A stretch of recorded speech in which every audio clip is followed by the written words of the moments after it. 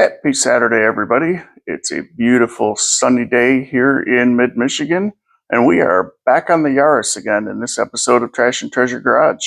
You know, if I were Weird Al, there would definitely be a cover of an Aerosmith song, Back on the Yaris again, instead of Back in the Saddle again. It's kind of the same thing, except nothing like it and nowhere near as exciting.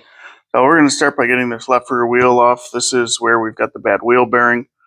Presumably these lug nuts aren't going to come off with the battery impact, and I'll have to go get its big brother, but we'll give it a try first.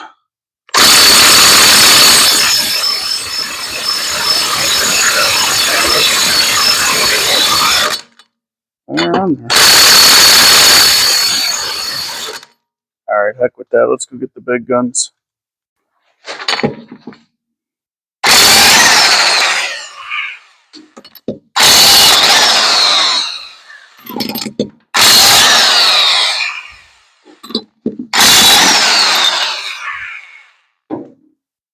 Presumably this wheel is also stuck to the hub. Yep. Man, this car is getting to be too predictable. Alright, so I've got a lug nut threaded on a couple threads. I'm just going to hit it with my purse a few times.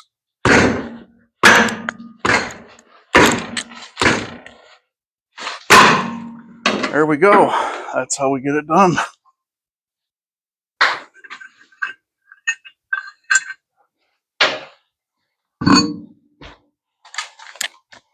Alright, with this lion heart out of the way, we are now looking at a crusty, crunchy brake drum.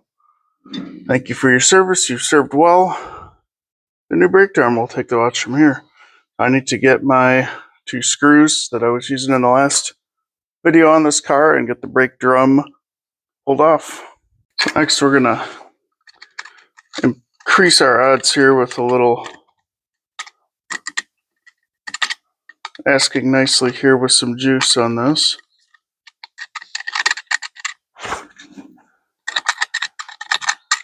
I don't know how much this is actually going to do in the 10 seconds I'm going to let it soak, but it can't hurt. Come on, in you go.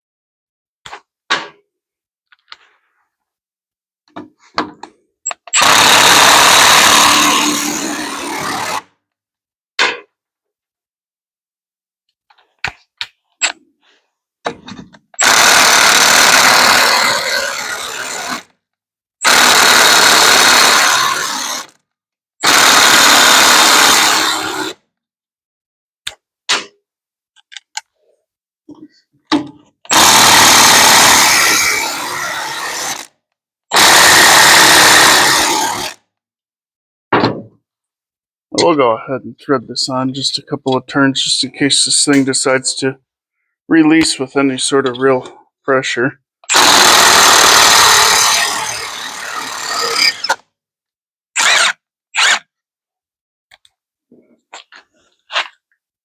Oh, my socket jumped off the hoist. Where'd it go? That's going to be a problem. There it is.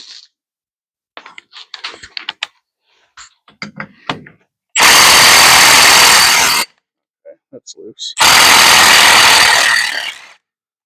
So now while it's still hanging on, remember to take the lug nut off this time. Off it comes, and these brakes are just as used up as the ones from the other side, so nothing new to see there. We got every last mile of goodness out of these. I love the fact that on this car, there's just bolts to take out for these wheel bearing bolts. There's no press needed, although I'm sure, given some of the arguments I've already had with this thing, that this is not going to want to come out, and oh, does that feel terrible. I'll figure out what socket I need for that, and I'll be right back. So the correct size socket is a 14 millimeter. And in case you're wondering, I tried to do the right thing and use an impact rated socket, but it didn't fit through the narrow little clearance in these holes. Honestly, the other side's somehow bigger. Is the other side bigger? Nope. Okay. So we're just going to be using a chrome socket on an impact. Apparently not with that impact. You know what? You're on timeout.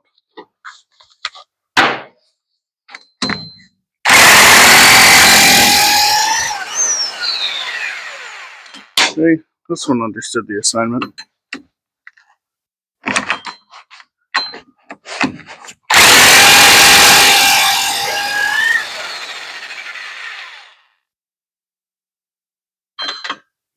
Come on. There you go.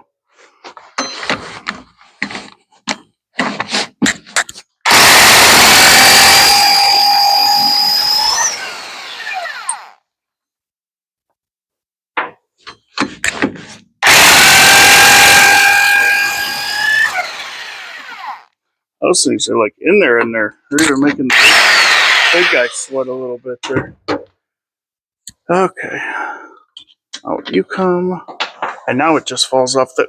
No, it does not just fall off the car.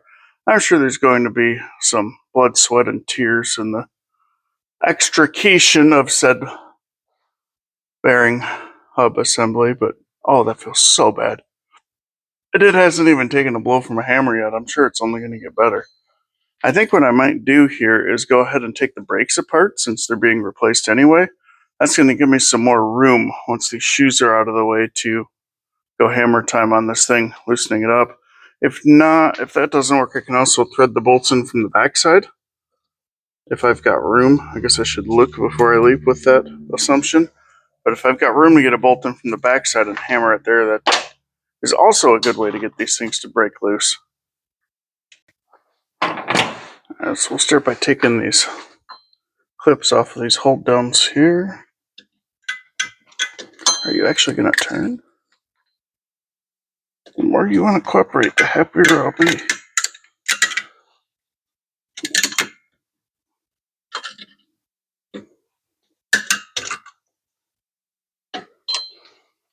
Alright, number one's off. Hey, that's not even rusted to the backing plate. All of a sudden this thing wants to be cooperative.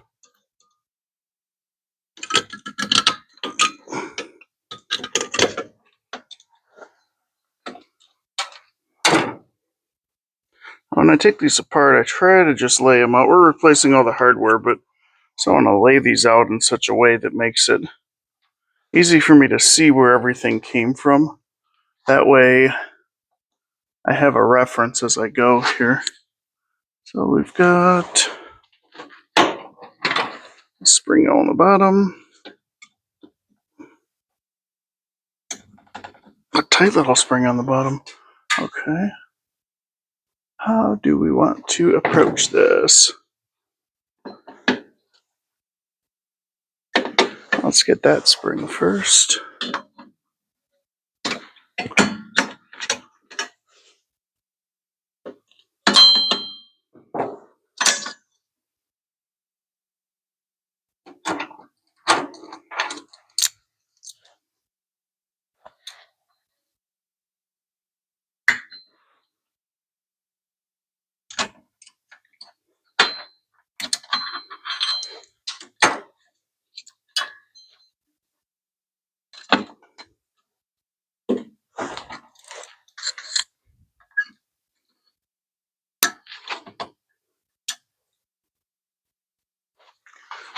Alright, what's your deal? Can we just flip this spring?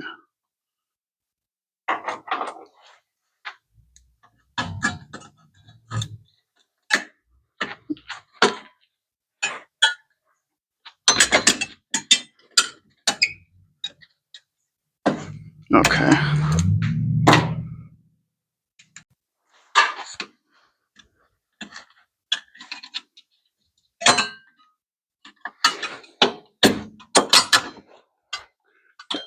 Do exactly that. Okay, now I can actually reach that spring. There it goes. focus on getting this part loose.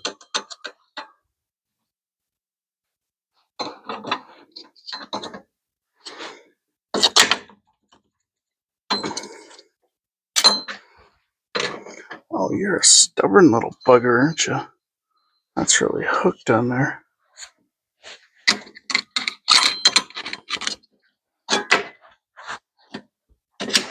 Of course, the adjuster is stuck on it too. I think we have it moving in the adjuster. May need to just wind the adjuster in. Let's try and get some of this other hardware out of the way. That's my first time doing drum brakes on one of these, so the ins and outs are something I'm learning as I go.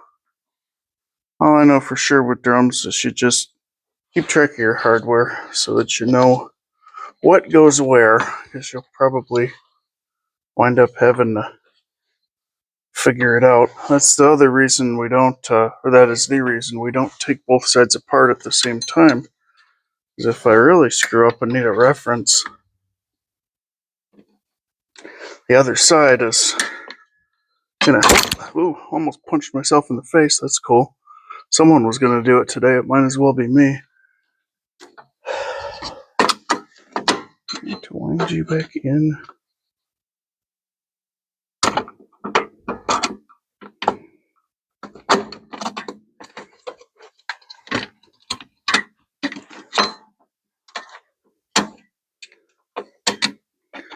And if I can thread in this self-adjuster, I'll be in better shape here. A little more room to work.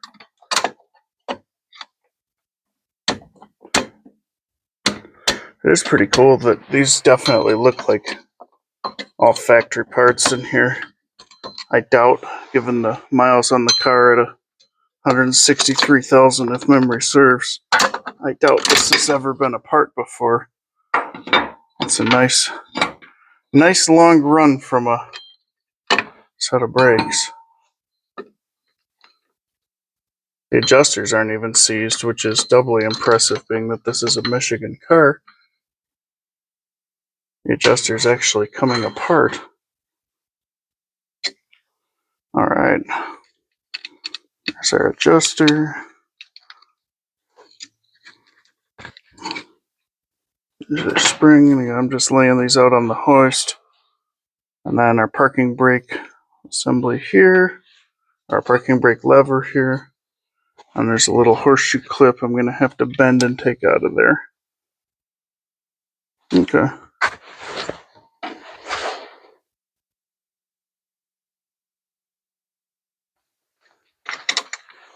Well, these little clips here just get bent in the assembly process. So when we put the new one in, we'll have to bend that guy too.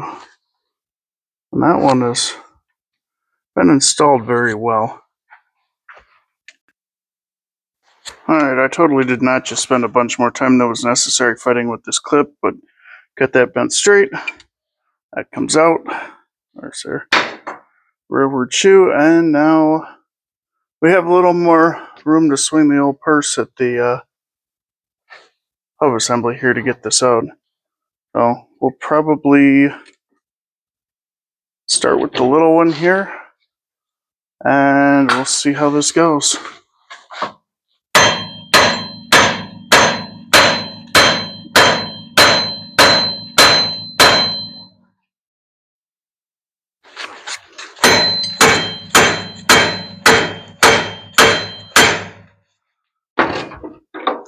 Now when that doesn't work, we'll get the big one.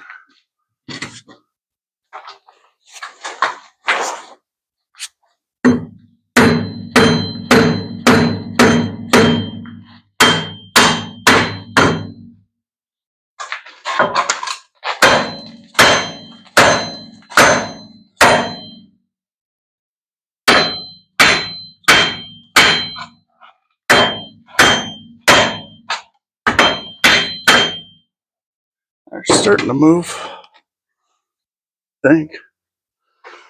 Or maybe that's just me daydreaming about this job going easier. Hard to tell. I'll just go keep smacking it. Good exercise.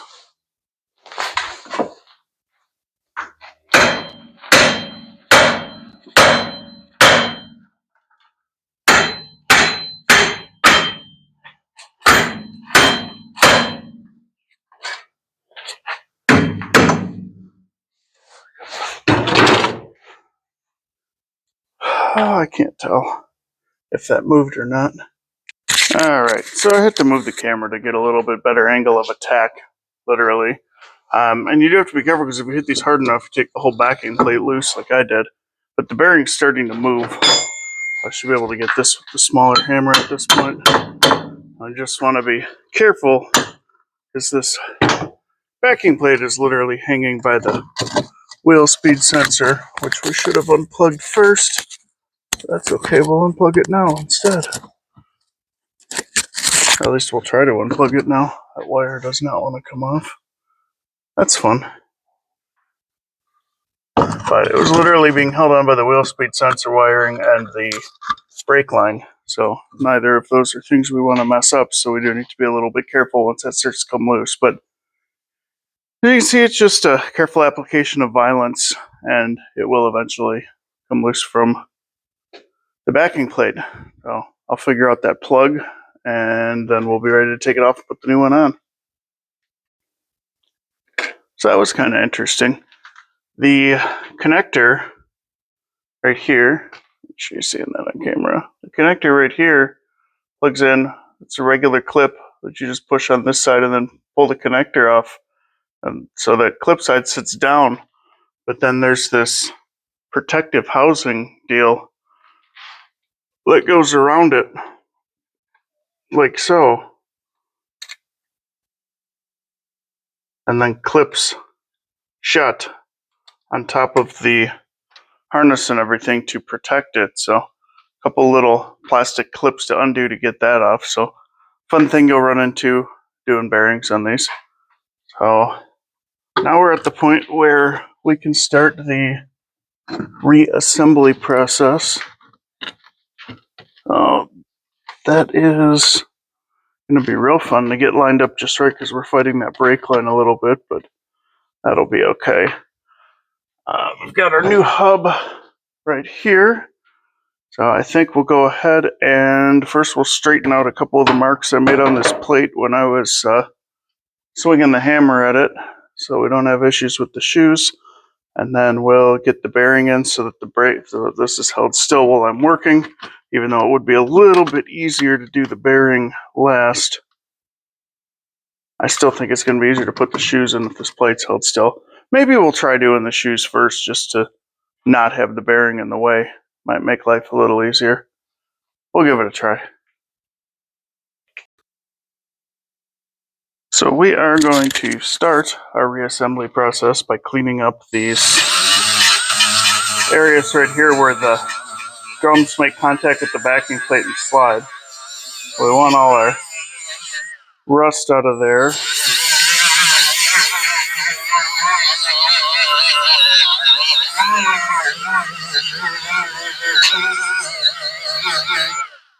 Well, at least as much of the rust out of there as we can get.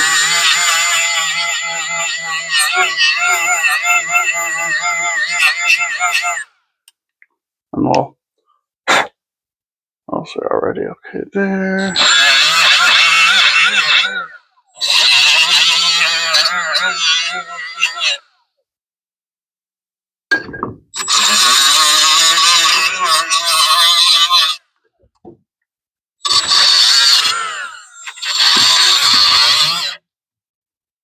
Okay. Now we're going to put some grease on those so that the shoes slide smoothly against them for the next 163,000 miles.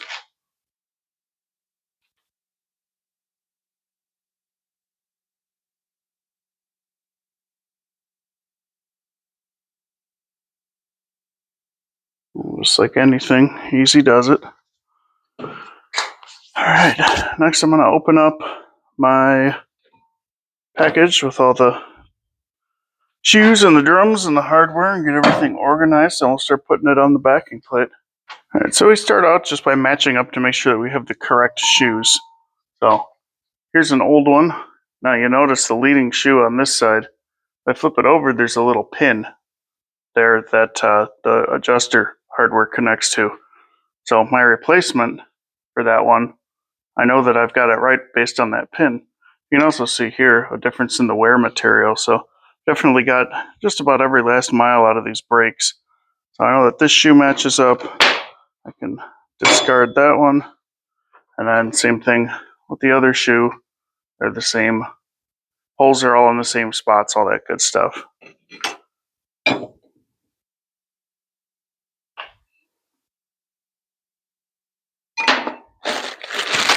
Next I'm going to open up my hardware. I'm going to set my bag off to the side.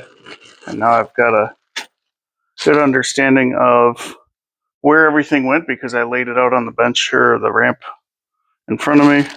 And I can just kind of dig the pieces out of this bag of new parts now as I need them. So I think we'll probably start by putting this parking brake shoe on. So that was in this upper hole. It would sit just like that when the shoe is in the drum. So that goes through there. We're going to go ahead and put just a little bit of grease at that pivot point just to make sure that it moves nice and smooth as it's needed. Although, like most people, I'll probably never set the parking brake because who actually even really does that? But we'll make sure it works. And really a good rule with the parking brakes is either use them or don't. But if you don't use it for a long time and then you go to set it, you could find out that you don't have the grease on this and it has seized, and then your brakes get stuck. So if you don't regularly use your parking brake, the best advice I can give you is don't use your parking brake unless you're prepared for the fact that it could stick and leave you without any brakes. So I'm tapping this horseshoe clip on here. I'm just going to use whatever I have on hand to press that all the way in, and then let's use my vice grips in this case. Again, it's kind of whatever you can reach to squeeze the end of that thing shut. Alright, so next we'll get our hold down hardware in on this back shoe. And we can start getting some springs on it. And we'll see if I offer you anything truly exciting, like footage of me putting a spring through my hand. I haven't done that in a while. Hopefully today's not the day to start.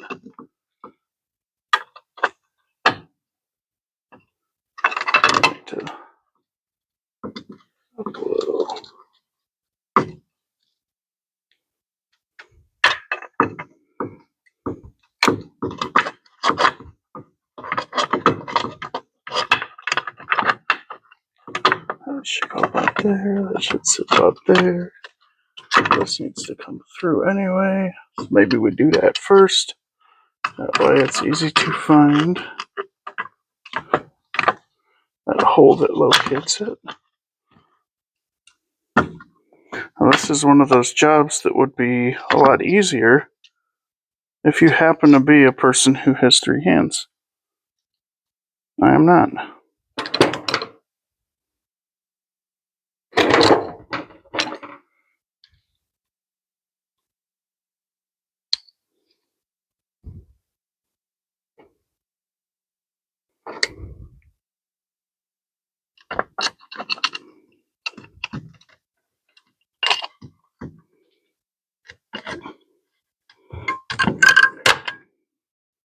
I almost did that on the first try. Not bad. Okay. There we go. So now that that's in, we can kind of manipulate it a little bit and get it right where we need it to be. Which we definitely need some more springs in to locate this guy where he goes. There. That's where he goes. All you had to do was act a little bit threatening about it. In it goes. Okay. Next, I'm going to take this adjuster apart, remembering how this spring goes on it. It looks like you have to actually take it apart and then slide the spring off. We want to clean up the threads here and put a little bit of grease on those. And without knowing the service history on this car, it looks like these brakes, or these adjusters, went the distance. They're pretty impressive. Oftentimes you take a car apart and those things are completely frozen. Alright, so I took that apart, I clean wiped off the threads, and I've just put a little bit of that same green brake grease on here. I'll wind this guy in all the way, just because new brakes, it's going to be easier to put it together like that. And then this bit goes onto this end. I just need to put a little bit of grease right here where it pivots. Yeah, not a whole ton, just enough to make sure that it can spin freely. That feels pretty good. Now let's see. How did you go in there?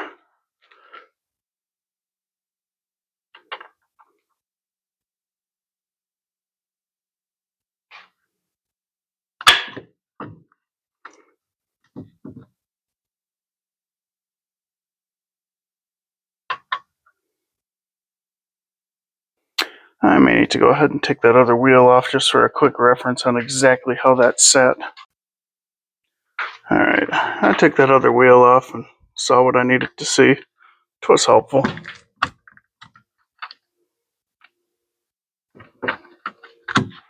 That goes like that. That's basically what I needed. Okay, front spring.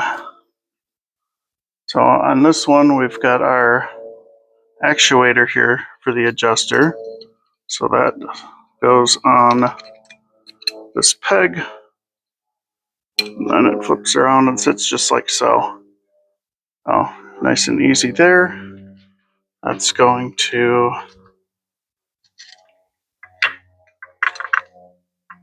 just wait for a second while I get the rest of that put in. We'll do the same thing with starting with just the hold down hardware. Through this hole.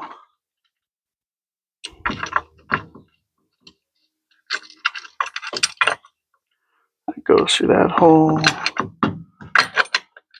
That goes under that.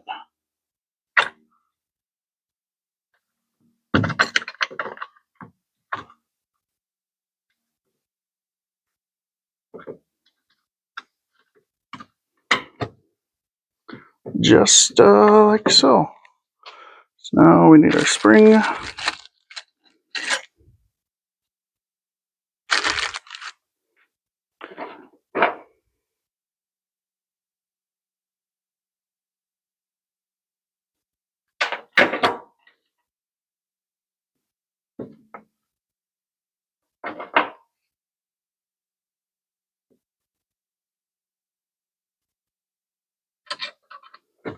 Look at that. I got both of those on the first try.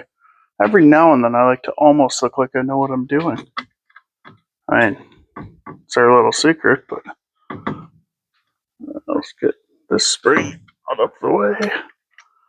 This guy sits just in here, like so. Get those pushed a little tighter together. Just kind of like so. And that has to stretch all the way over to there, which I even brought the right tool over, but hang on. You want to start being difficult. I was just thinking about how I don't really mind drum brakes, and you want to start doing this. Sit where you're supposed to. Behave yourself. Come on.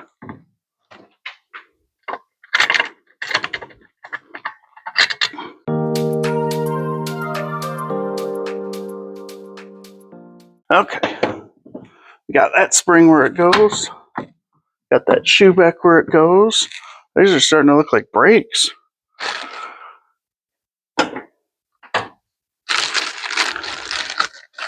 Alright, we got this tight little bitty spring that goes down at the bottom. And then also our spring that goes on our adjuster arm, which I'm going to pop back over to the other side and look at.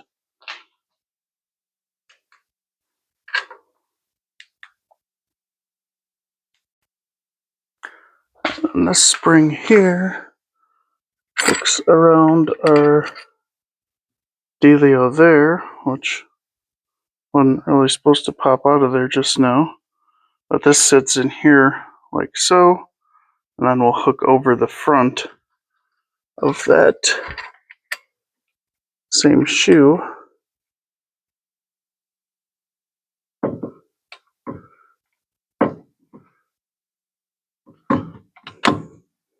Okay, there's that where it goes. You can almost do that spring by hand, but almost being key.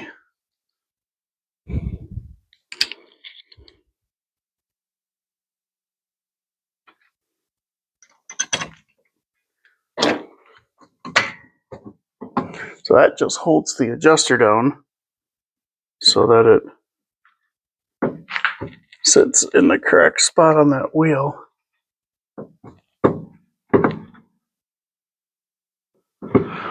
Although it does not seem to be sitting in the correct spot on that wheel.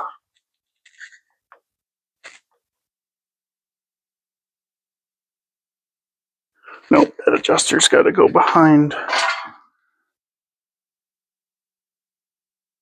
Okay, we'll try that again.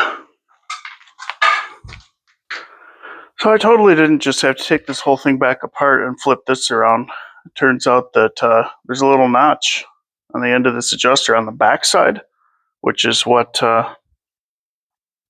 allows it to move. And if you put it together the wrong way, it won't come anywhere near where it's supposed to be. So, yeah, don't do that if you're doing brakes on one of these.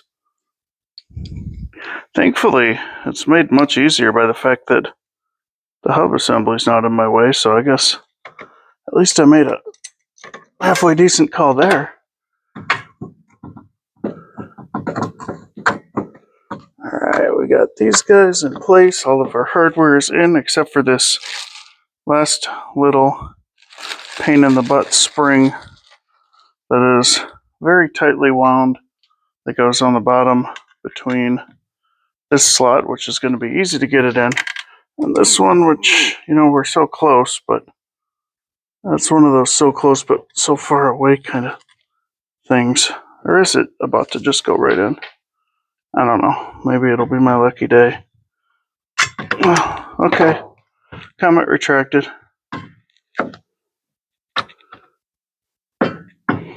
Alright. So that's that. We just need to adjust them, which we'll do once we get the drum on. But hear that clicking? That's how we know that the adjuster's working correctly. Alright. Now, wheel bearing. Yeah, this will be fun.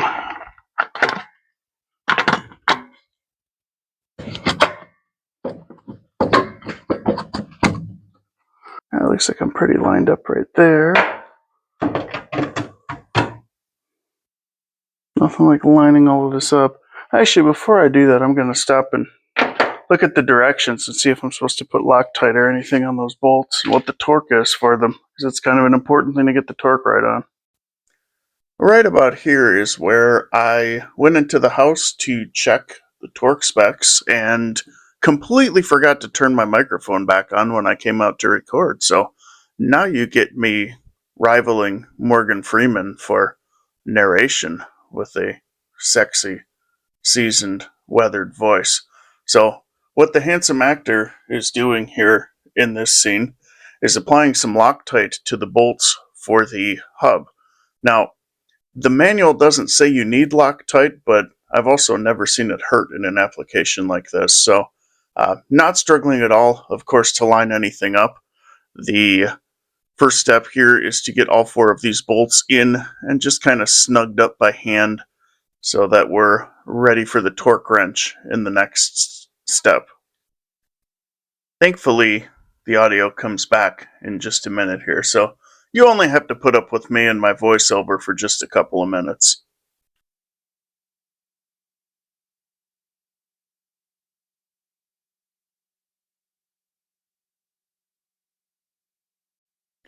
Alright, so with all the bolts in by hand, just going to get them all snugged.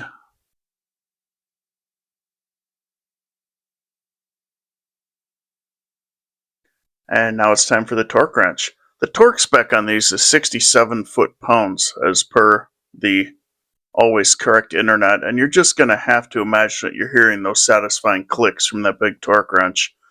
On a side note, my little helper was out in the shop and he thought 67 was really funny because all the kids these days are yelling 6-7. Job done. Next we will adjust the brake so that when we get the drum on, it's a nice snug fit. And that way we'll be pretty close to having the brake in proper adjustment when the job is done here.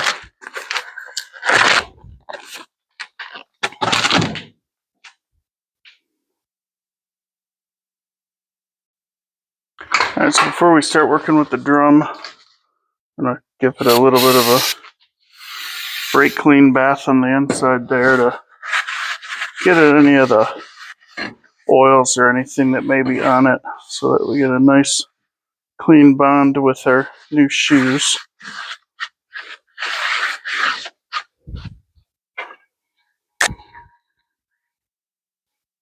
Alright, so just like so. Now when I turn that, the first thing I'll notice, I hear absolutely zero wheel bearing noise. That's beautiful. So I'll pull that off and then we're just going to go up here to the adjuster. I'm going to start turning this out. It's just so much easier to get a good baseline before you put the drum all the way on and the wheel on and try to do it from the back, because it's a lot harder to reach, and doing it this way I can see exactly what's going on. I can get nice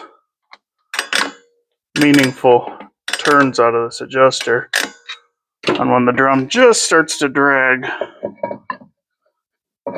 so I might have actually just kind of passed that point because it doesn't want to go on now. And that's the other nice thing about doing it from this side is I can just very easily move this adjusting the wheel back out of the way so I can turn it back in.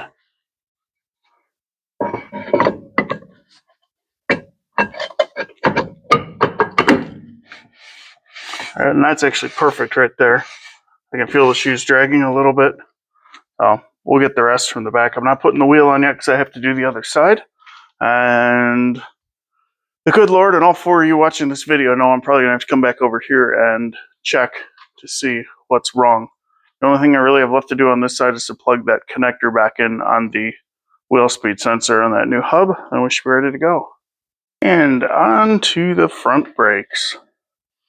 We got a 14 millimeter to take off here on the caliper bracket.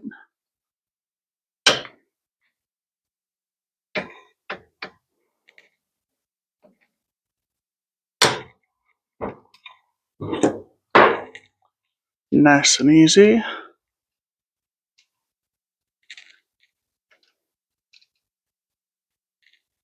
Other side on the rears went nice and smooth. I did something new and learned from my mistakes, or opportunities rather, as I got that first side done. Oh, let's hope this front goes smoothly here. I'm going to set this guy out of the way for right now. I'm going to get a bungee cord and hang him from the spring so it doesn't fall as we work on other things. And this is a lot longer bungee cord than I need, but it had one important characteristic. It was here. I'm just going to put this through one of the coils on the spring. I'm going to get this guy up. The idea is just that we don't want the caliper dangling from the hose, because that can damage the hose, and the hose is currently not damaged. So if we hang it up there, it's out of the way and it won't be able to fall. I'm tempted sometimes to just set them here.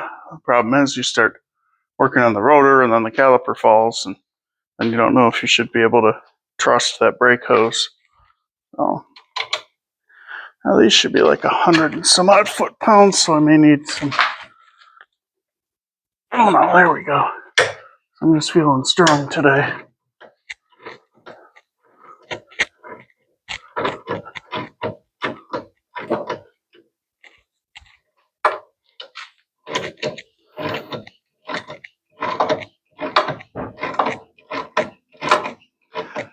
Before I get that one all the way out, let's break loose the one on the top.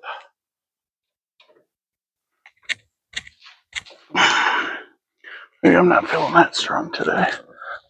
There it goes.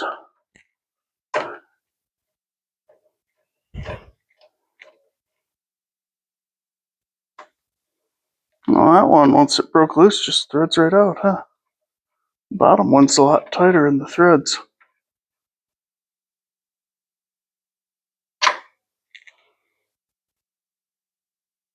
Of course, this is stuck in the socket. Why wouldn't it be? Give that a whack with the little purse here. There it goes. Alright, we'll leave that one in by a couple of threads just to hold that bracket in place while I get the bottom one out.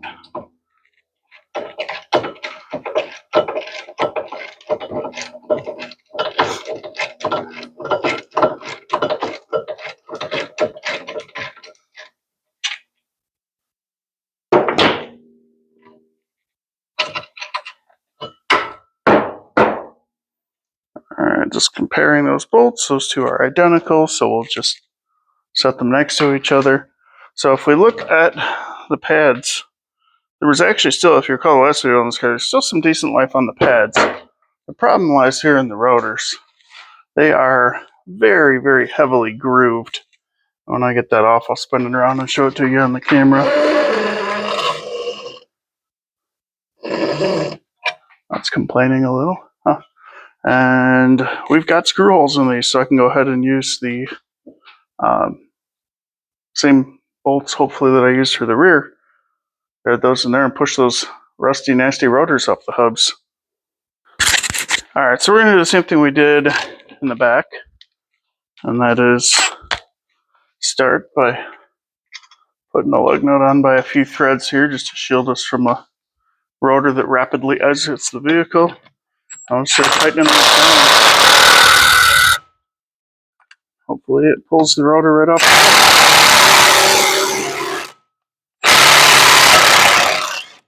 Oh, look at that. What a thing of beauty. I thought it was another thing I was going to have to beat with my purse. I guess the wheels are the only domestic violence happening today. Okay. The back side of these is really where they're awful. You can see this ridge. There's all these hot spots. They're done for. Oh, that's out of the way. Our next step is going to be cleaning up the caliper bracket and getting that ready for the new pads. Alright, so we'll start by getting these old pads knocked out. That's the official tool for that if you don't have one. So, the new pads, I'm verifying right now, did come with all new hardware. So we'll get that out of the bag. Let's see how fast we can start losing that all over the shop. Get our new pads out. Get them out of the plastic.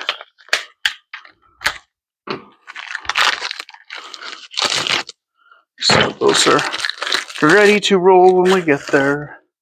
I went with just a regular Wagner semi-metallic pad. Nothing fancy. It's a Yaris. So with each one of these should just pop out. If they're stuck in there, a flathead screwdriver underneath can do it. Just pay attention as you take them out what their orientation is, so that they don't get, so that you don't get confused. Putting it back together. All right. We'll knock all of these out.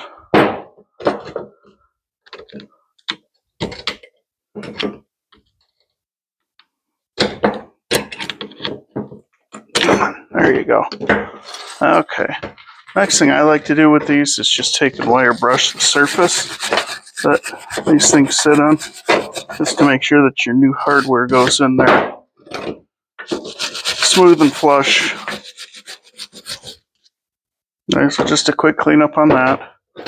Then from here, I like to skip to the step of taking the pins out. And I just set them out of the way. Make sure that they actually spin. This one's a little stuck.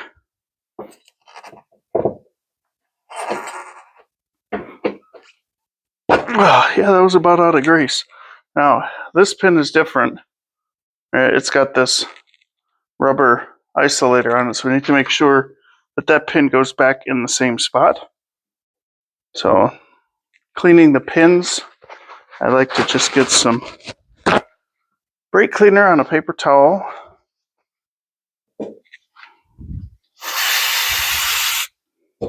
And just take the pin and wipe all the old grease off.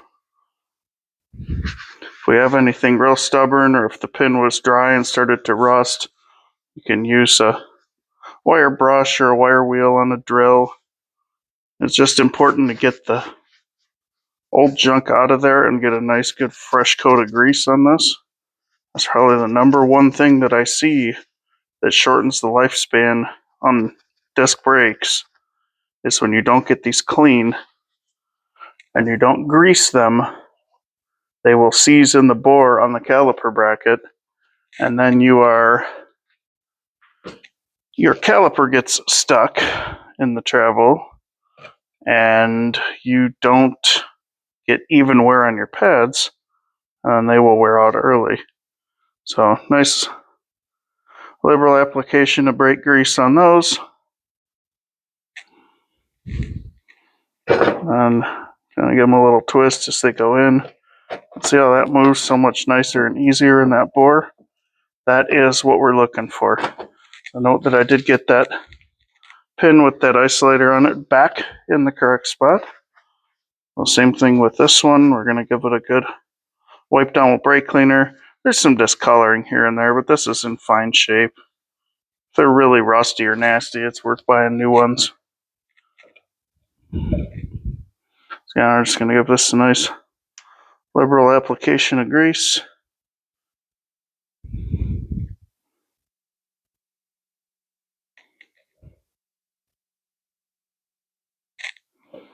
And then into the hole it goes. Alright, so that bracket's looking good. We just need to get the new hardware on. And right about here is where the microphone battery went ahead and died. I really wish the things beeped or something to tell you that they were checking out, but no, there's just this teeny tiny little green LED that turns off that apparently you're supposed to notice while it's hanging on the front of your shirt. So in this step, what I'm doing is installing the hardware. It only really goes in one way on these cars, so it's a nice, easy one. This is overall a very, very straightforward front brake job. So there are 4 clips, 2 on each side, that just need to be oriented, and then they snap down into the caliper bracket, as you'll see here.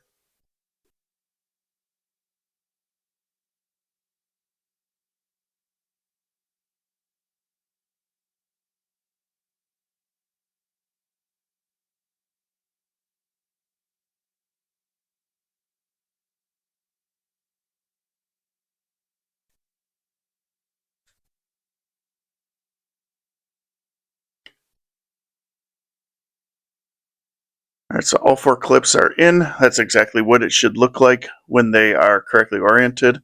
I always like to put just a little bit of brake caliper grease, the green stuff there, on all 4 of those. They are stainless steel, so I guess you could make an argument that it's not all that necessary. But anything that I can do to help ensure that these pads move freely throughout their entire life cycle, will definitely help extend the life of these brakes. So easy does it. You really don't want big globs of it because you don't want it getting on the rotor, and you want to make sure that you don't get it around the inside of that bracket, because that bracket is definitely bumping the rotor when you go to install it onto the knuckle.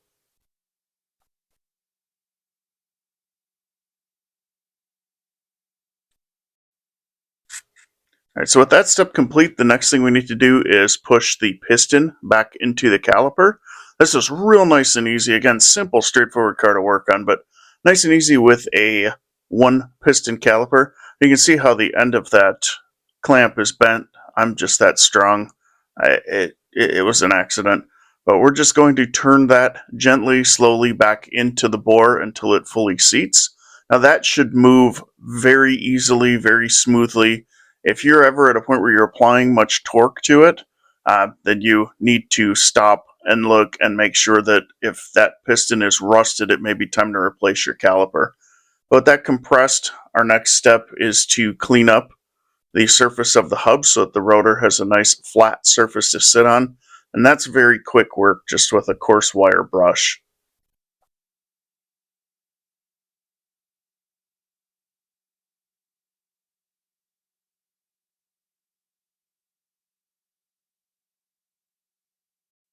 Alright, so with that job done and all of the necessary caustic dust breathed in by yours truly, our next step is to put some brake clean on the back side of the rotor.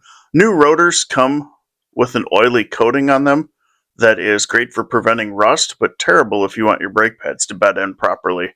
So just a quick shot of brake cleaner and then a wipe down with a shop towel. You'll see that's what came off. When you do the front side, I like to just gently pick it up and make sure not to touch the back. Hang it from the hub and then wipe the front side down. You notice I got the fancy rotors. They're painted black on the hat and on the outside to help with corrosion. So again, Michigan, it's salty. This car is definitely going to spend a lot of time on the highway running through the salt. So we'll try and give it every advantage we can.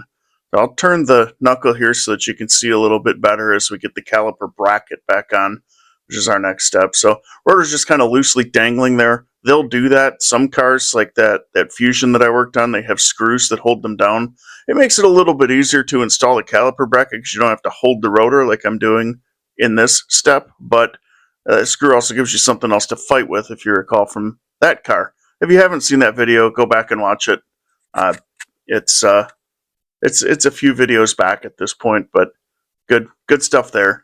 So yeah, the directions said nothing about Loctite, but anytime you can help make sure that your caliper bracket bolts are not going to work their way loose, I'll take the extra step and put just the blue medium strength Loctite on those threads.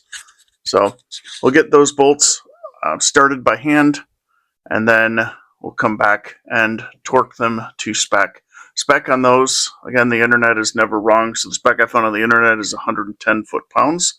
But definitely if you're working on your own hot rod Yaris, make sure that you look that up for yourself so that you're not taking my word for it, because I'd hate to be wrong and cause you a problem. Alright, so we'll do a little bit of slow motion here, because I work really, really fast. Just getting those bolts seated. Nice satisfying click. Ready? Ready? Click. Nope, not yet. Hang on.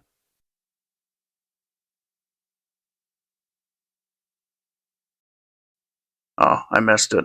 We'll try on this top one.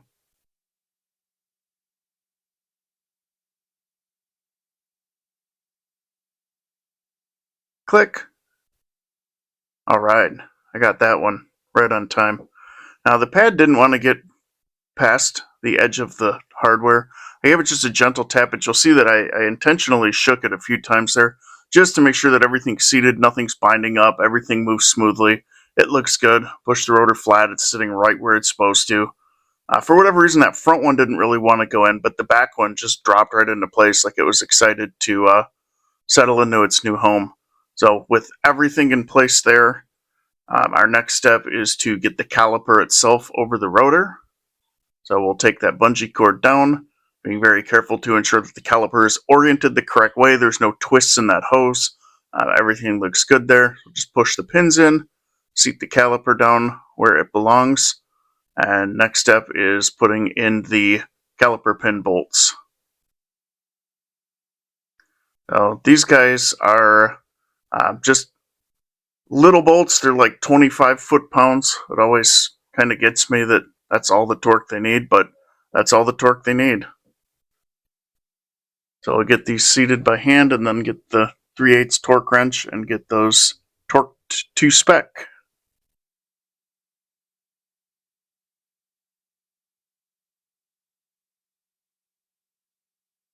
Click. And there is a flange on those to hold them with a wrench, but if you're really strong and great at what you're doing, you can just use your fingers. Alright, those are both torqued, and that job is done. So I spoke a little too soon when I was working on the other side and said, nice easy front brake job. Started threading the bolts in on this side to get this rotor off, and they both just stripped. I beat it with a hammer. As you can see, I realized I needed to escalate violence. So what we have here is a 10-ton pneumatic 3-jaw puller, and just if you look at the size of the thing, it's not here to negotiate. So definitely doubly important that we get a lug nut or two, because the amount of, that's fine, just go over there. The amount of force that this is going to put on this rotor to remove it from the hub is a lot. So we get this set up, and it's got a hydraulic ram in here, and just pump it up and wait for the blast that sounds like a shotgun went off, because that's about what it sounds like when it finally goes. At this point, I still hadn't realized that I was having issues with my microphone, but it worked for a moment after I turned it back on. So I'm tapping the rotor with a hammer because I've got it under a lot of tension already, and I'm hoping that just giving it some sweet love taps will help break it loose.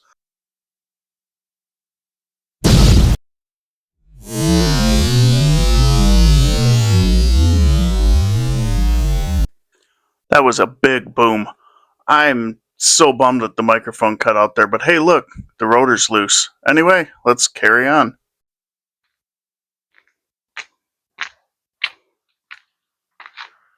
The sun sets on this day, and it also sets on this Yaris project. This guy is ready to go home. It's been test driven. It runs down the road great. It stops good. It handles good. All in all, I would say that my buddy got a pretty solid deal on this thing, and really doing brakes all the way around and one wheel bearing to get it ready to roll for a solid and steady winter commuter that's going to get almost 40 miles to the gallon. I don't think he went wrong. I think this thing is treasure for what he needs it for. So that's my take on it. I would love to hear yours in the comments. Once again, thanks for watching, liking, sharing, and subscribing to my channel. You're really helping me grow fast, and I appreciate it. Thank you. Until next time. Bye.